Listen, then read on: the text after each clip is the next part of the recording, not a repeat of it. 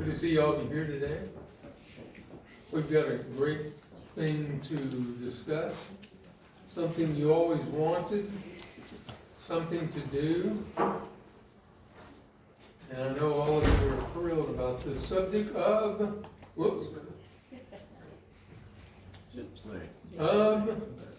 it's tender, isn't it? Self-control.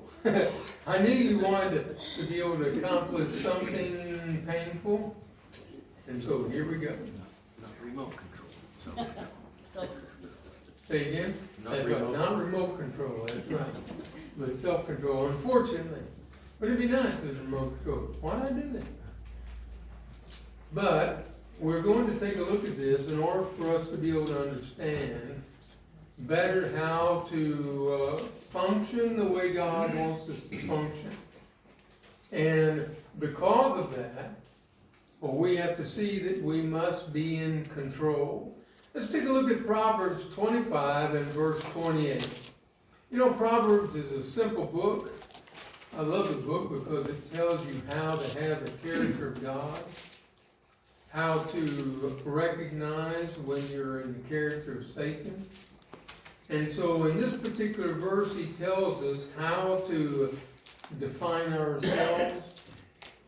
And look what he says, like a city without walls or broken down is a man who lacks self-control.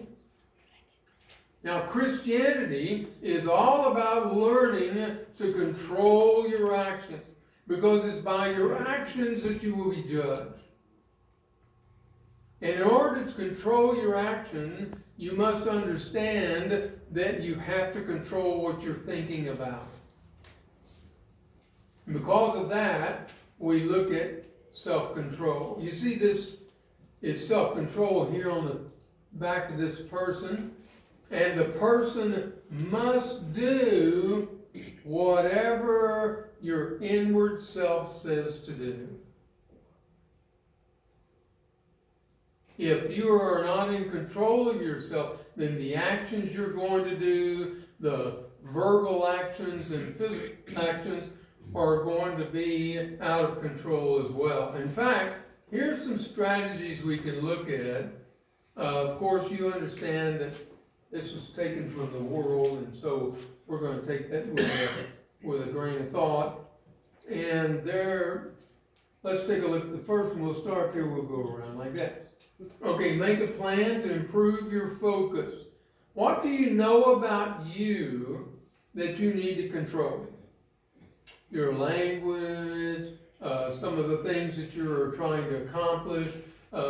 Maybe you've recognized you don't have many friends, or you're not very good at small talk, or you're not good at just, greeting people. What is something you need to control? And then you want to be able to set your goal for achieving it step by step by step.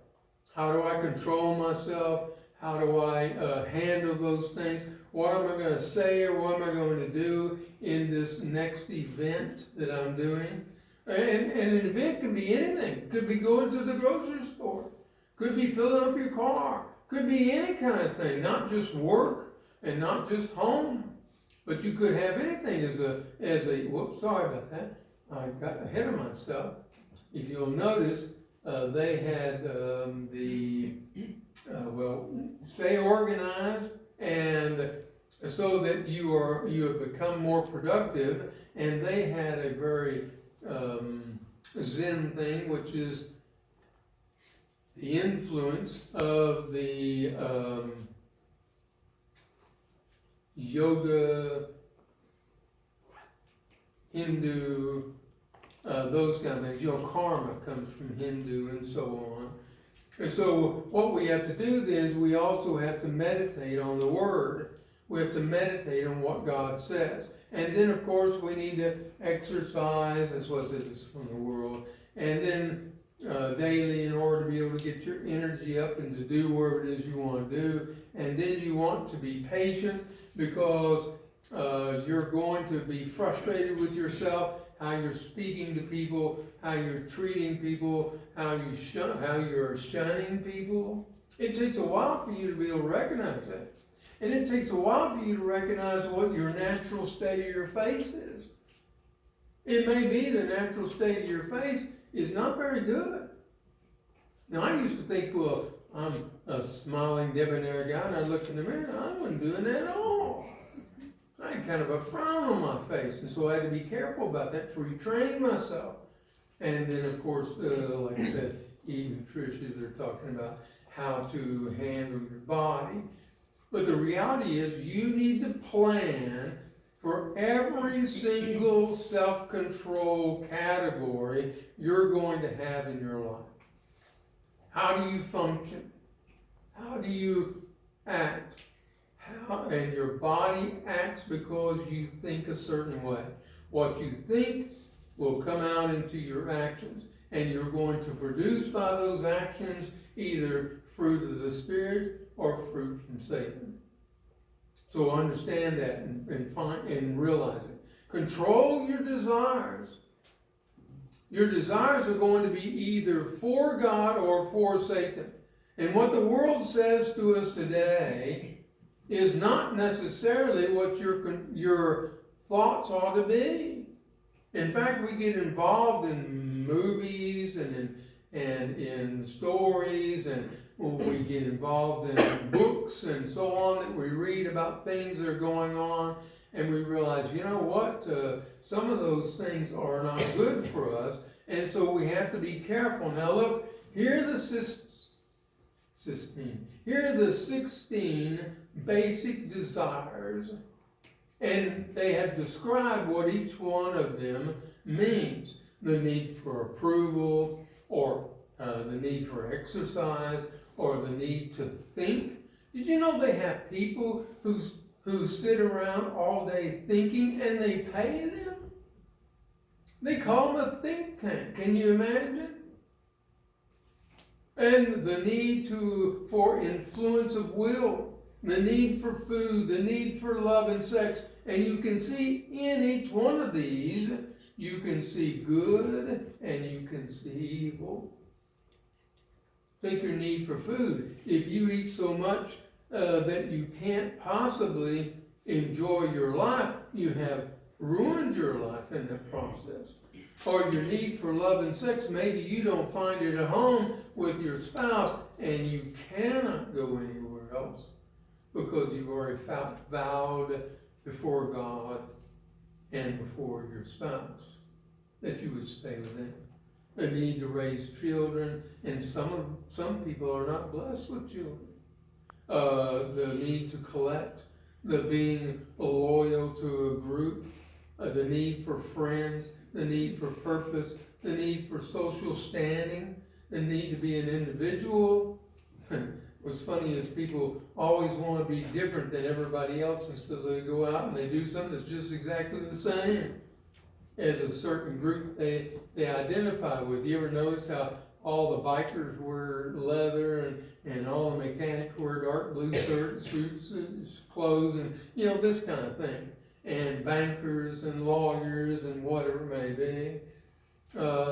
Your need for friends, your need for purpose, your need for social standing, your need to be being an individual, and the need to be safe, the need to be stable environment, and the need to strike back. And let me tell you something, you may be in those positions and act wrongly.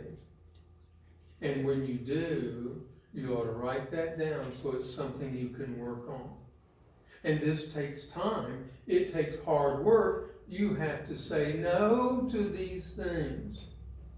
No to the wrong desires. Not wrong, no to the good desires. Those you have to develop, and they're called, listen, a habit. And you know what a habit takes? It takes repetitive actions again and again and again. I remember this guy, I was working for a light company, we had this guy, and we always stood in line for something, I can't remember what. And they knew that if somebody goosed him, that he would turn around and slap or hit or whatever the person behind him. So somebody way back in the line would get a stick and reach up there and goose him in the behind, and he'd turn around and slap the guy behind him, which didn't do it at all. But you know what happened is, this is such an ingrained habit of his that he can't help but do it. Or how about when somebody gets loud with you, what do? You get loud with them. Or if they push you, you push them. So we have these basic habits that we have to undo. And the way you do it is by turning to the right habit over and over and over. And that takes self-discipline. Stopping the habit. Thinking ill of yourself. Going back and living your past over again in your mind. Stop it. If it's against you, learn how to control those thoughts. Because sooner or later it's going to come out in your action. You're going to be mopey. You're going to be angry because other people are happy and you're not. You know, this kind of thing. So you have to be in control of yourself. Evil actions always begin with evil desires. So if you control what you think about, you're going to control how you act. If you'll control the desire, you can control the action. And that we need to build walls. What does it say about a city? The city that the walls are broken down, they're easily ruled. So we need to build walls against the evil in our hearts. And you know, at first it's going to be, wow, we got a wall up, but it's not very strong. I mean, even a child can knock a wall over like that. And then, of course, we're working hard on ourselves, and we're building that new habit. And so we start building better walls, stronger walls. But they're also easily knocked down. We have to be careful about what we do, and we need to keep building stronger and stronger and stronger. I really like this one here. Look at that, how tall those walls are. They're making sure that whatever that desire is doesn't even creep in anywhere. Until finally you have a strong wall around the evil, so it will no longer matter to you. You're no longer under that control of that. You are now self-controlled. You're a person who is God's person in every way you act. When somebody says something that gets your goat, you've already controlled those actions, and you're a person who laughs it off or lets it go or doesn't respond. Why should you hang on to things that you don't need? And if somebody's telling you something bad about you, first check it out. Is it true? If it's true, then work on it. If it isn't, let it go. Who are they? It's like the woman the other day, I saw a cute picture, and the woman says, I don't know why he thinks I'm crazy. He's the one that married me. You know, what do you think about your spouse? You are the one who went out and found that person and couldn't wait to be married, and here it is 20 years later. Were you going to give up on something great? I know some of you out there said, 20? Well, we've been together 48 years. Yeah. But you need to build walls around the evil desires so they're no longer in control of your life. And then, wow. I don't know how that came up, but I'm afraid we're going to have other pictures behind it. I always check these out. I said always. And obviously that's not true. But we need to read chapter 2 of Titus. It's on your paper. It's not there. Chapter 2 of Titus. So those of you at home, you just lost that lead into the next verse, which is chapter 2 of Titus, verses 11 through 12. Listen to what it says. For the grace of God that brings salvation has appeared to all men. It teaches us to say no to ungodliness and worldly passions and to live self-controlled, upright, and godly lives in the present. So here's some ways to say no. And when these things happen, you say, absolutely no way I'm going to do that. Or, there's no chance I'm going to do that. Or, maybe if you're a little more refined person, you say, I decline. I have to decline. Maybe the best thing you can say is, you know what? I'm not able to do that.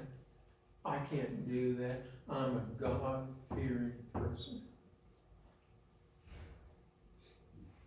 But you know what you do if you say, oh, I wish I could, but I can't. You know what you're doing? You're giving yourself permission to do it sometime in some area. You want to say no. Simply say no to evil desires and evil which will bring about evil actions. Now, we just had a picture come up and a whole bunch of them, unfortunately. Okay, so let's go on to the next one. Unfortunately, I'm sorry about that. And you can beat me up later. Okay, so you want to say no to ungodliness. What is ungodliness? That is being a person who does not act the way God commands. And He's not commanded that so that you would be unhappy. He's commanded that because it is a viable, look at that, I got all those pictures going because of that. I wonder if we're going to have any on this at all. Y'all want to come back later and I'll repair that? And to say no to worldly passions. And we're bombarded every day with worldly passions. I heard about a person who went into the airport naked the other day. And people are like, how can this be? In fact, they were talking about the rodeo in Texas. Have you heard about the rodeo in Texas? And the rodeo in Texas had to put out a notice and put a big sign on front that says, do not come in here with skin showing. Come in here dressed for a rodeo and not with anything hanging out that shouldn't hang out. And you think, well, how is it that we have to say that? But then when you watch the, what was it called, the Oscars? And some woman shows up and she has a see-through dress on and nothing on underneath. Hey, that's society. That's not us. That's not what we do. We don't live by worldly passions. We don't live by ungodliness. We live according to self-control. We live upright. We live upright, moral people. We have that kind of character. When someone comes up to you, you don't know them, and they are lambasting you, how are you going to act? How are you going to respond? When somebody comes up to you and they give you that eye, like, let's see if I can get, hey, good looking. What are you going to do? It wasn't meant to be Dustin. You were just over there. What are you going to do? Do you have an upright moral character? Are you a person who is going to stand for what is right? And are you going to live a godly life? Are you going to be a person who is godly in every single thing they do? If not, then you're living an immoral life. You're living an ungodly life. You're a person who's following the world instead of following God. So here's 7 keys to life. Number 1, put God first. Number 2, love one another. Now there are people out there you may not like, but you gotta love them. Did you hear that? You may not like, Yeah. But you gotta love them. They may get in your personal space to talk to you. You ever had somebody like that, they just keep pressing in on you, keep backing up? Or maybe their breath. You know, I'll tell you a little secret. You can lick your finger and stick it under your nose, and you don't smell them as bad. But here's the thing, you've got to love them.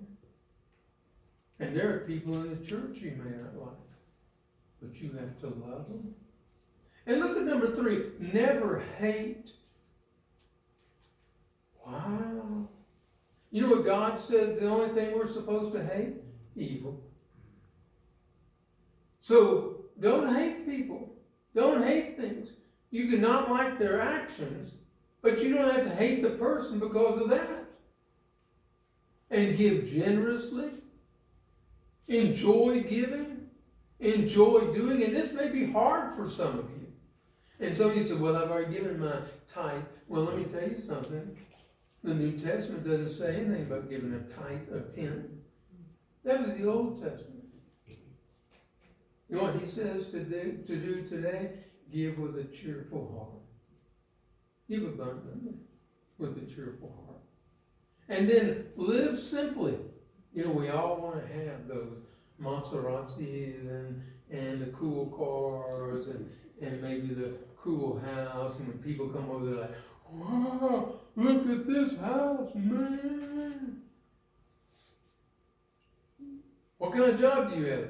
Well, I have procured millions of dollars worth of assets. Oh, wow. Instead, you're saying, I'm a contractor, I'm a constructor, I'm an electrician, I'm a mechanic or whatever. Don't worry about it. Live simply. As God says in one of the Thessalonians, live a simple life. Work with your hands.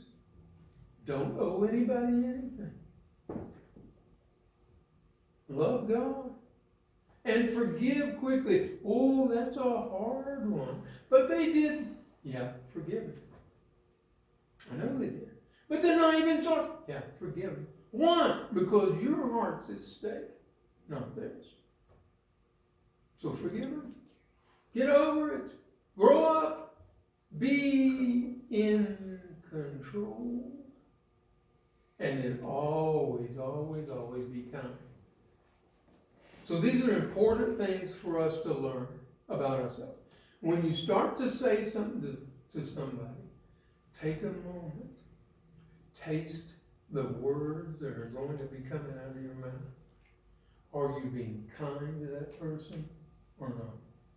And this person may be the one that you've asked to live with you forever. Are you kind to them? You treating them with respect? How's your voice level? Are you getting higher because you're angry? Think about these things. Work on these things. Be in control. Be in control to be able to say no to those actions and those ways.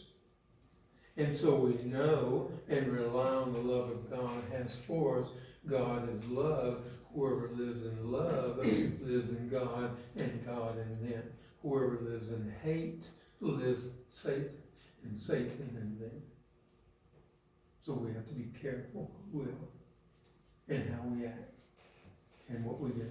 Now tonight, hopefully, we're going to be talking about sheep. You know sheep could take a selfie, didn't you?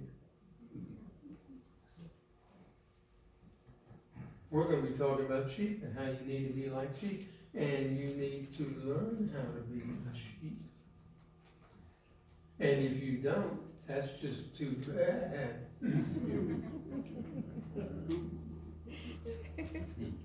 Right. But let me tell you, even though you have to be in control, and it's hard, and you have to learn how to say no, and that's hard, God has given you the spirit of power. Look at 2 Timothy, just a couple pages back. Chapter 1 and verse 7. Look what he says here. For God did not give us a spirit of timidity, but a spirit of power, of love, and of self-discipline. Did he say that again? Yes. But he prefaces it with the word power. God does not give timidity to you. Let me tell you something. You know why he didn't give you the spirit of fear or being afraid or timidity? Because it's not part of who he is. You can't give what you don't have. If you die and you give away all the things that you have, what is it? I was listening to Jim talk about all the things we collect. Okay. But what about God? God can't give what he doesn't have. And he is the God of all power and all self-control. You know what he says about himself? I cannot lie. Can you say that? Well, you know, in this particular case, you know, GW, it really benefited me because, man, if they knew what I really thought, I would have been in trouble. You know, my wife, she asked, does this make me look fat? I said, I wouldn't worry if I were you. You know, but here's what we got to give. We got to give what God has given us. And he's given not timidity or fear. He has given you love and self-discipline. He has loved you because he knows that you can grow into the person that you're going to become. And what does he have? Well, God is love. So he gives you love. He is loving on you all the time. He is concerned when you're crying, when you go to bed at night and you feel bad about the things that you did. He's proud of you. Because you recognize it and you recognize your faults. When you're replaying those conversations you had and you look like an idiot, he's proud of you for replaying them. But what he wants you to do is give those people more love. And how do you love them before you even speak to them? Or before you act for them? How do you care about them when you go up to a door and you open it for everybody and everybody walks in and nobody says thank you? Guess what? That wasn't their job. Your job was to do what you thought was right to do. And guess what? If you hadn't done it, if you hadn't done it and you thought it was right to do, it would have been a sin. Because we knew that's the thing to do. Or to get up when some lady comes in and never sit down. Well, my wife got really mad at me one time. We were on the bus and I got up. A woman came in and sat down. I said, and later I said, why are you mad at me for that? She said, she was a pretty woman. And I said, well, okay, but she was young. Yes, that's true. But that's a man's job, is to get up and let a lady sit down. Are you in control of yourself? Look, here's 30 verses that God talks about self-discipline. You think I just picked out all the ones? I've only got 3. He's got 10 times more. Guess what he believes about you? You need to be in control of yourself. Because if you're not in control of yourself, the actions you have will be against you in the court of law of God. Think about that.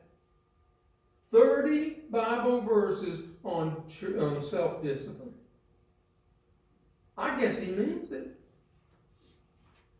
I guess he's telling us something, don't you?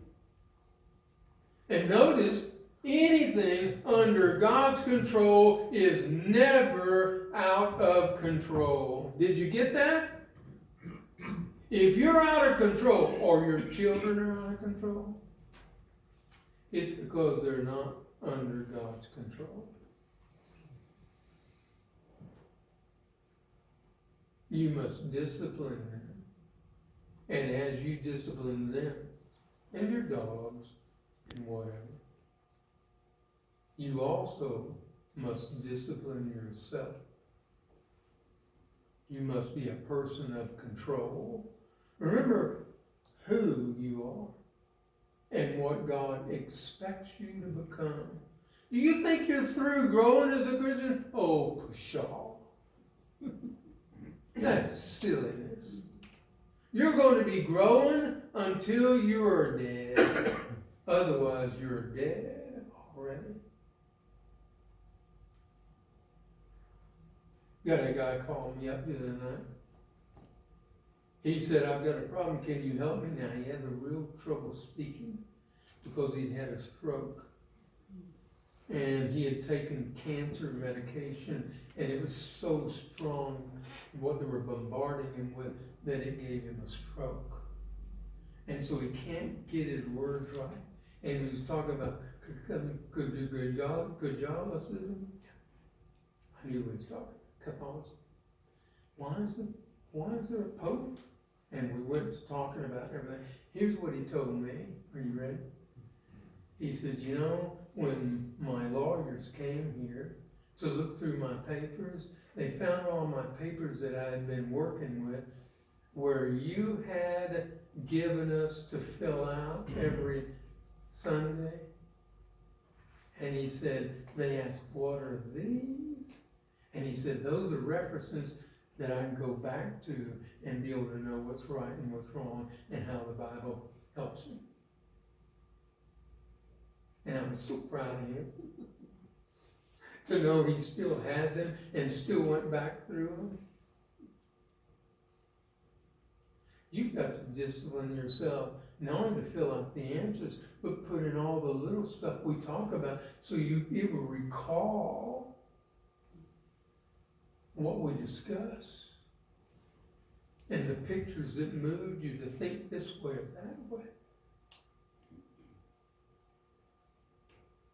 We've got to have self-discipline because we love ourselves, we love the world who is lost.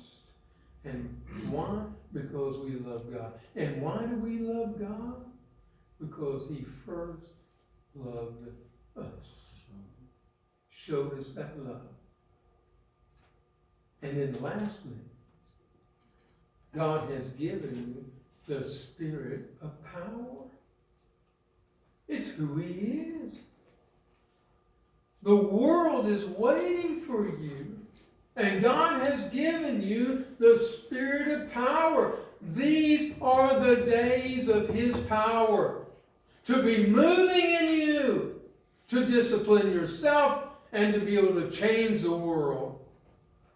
You know, you can see people who are in power right now, who are following God, who are claiming to be loving God, and who are acting on it.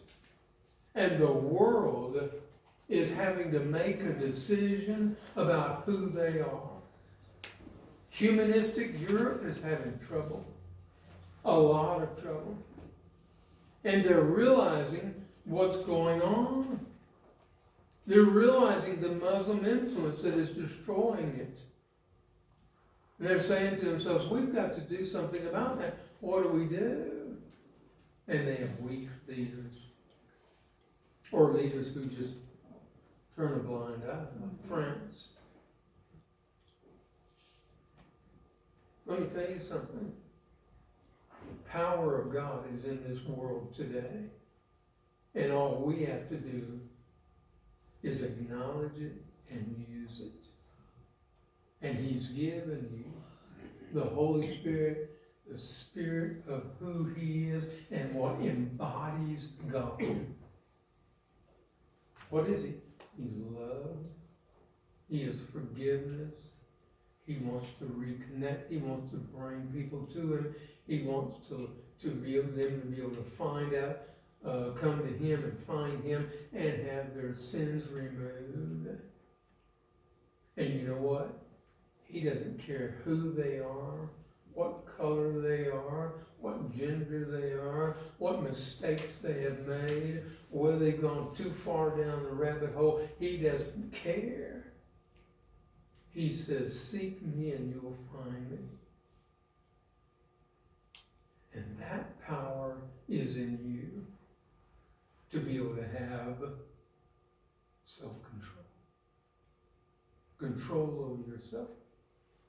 We ought to be a church where we don't hear anything bad about anybody in here. Because we're all in control of ourselves.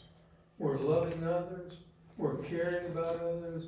We're being people who exude God. You know, if you eat a lot of garlic, it's going to come out your pores. You'll smell like it. You'll breathe it. And you walk up and you say, hello, Ms. Ms. So-and-so, how are you doing? Okay. If you eat enough Bible, it's going to come out of you.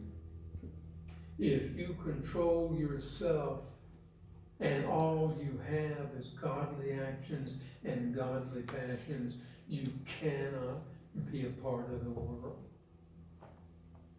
You have that power. Who are you today? Now look, every one of us is on a scale from total immaturity when we come out of the water to total maturity ready for heaven. Where are you? And your age doesn't matter. Not one whit. Age should show that you are wiser, but not necessarily.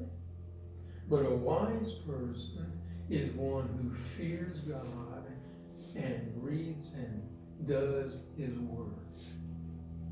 If you're not right with God today, now's the time to get ready. Make sure that you can come forward and we can help you. We can baptize you or read prayers for you or pray over you, or whatever it may be. Whatever your need is, you can come forward as we stand and sing this song together.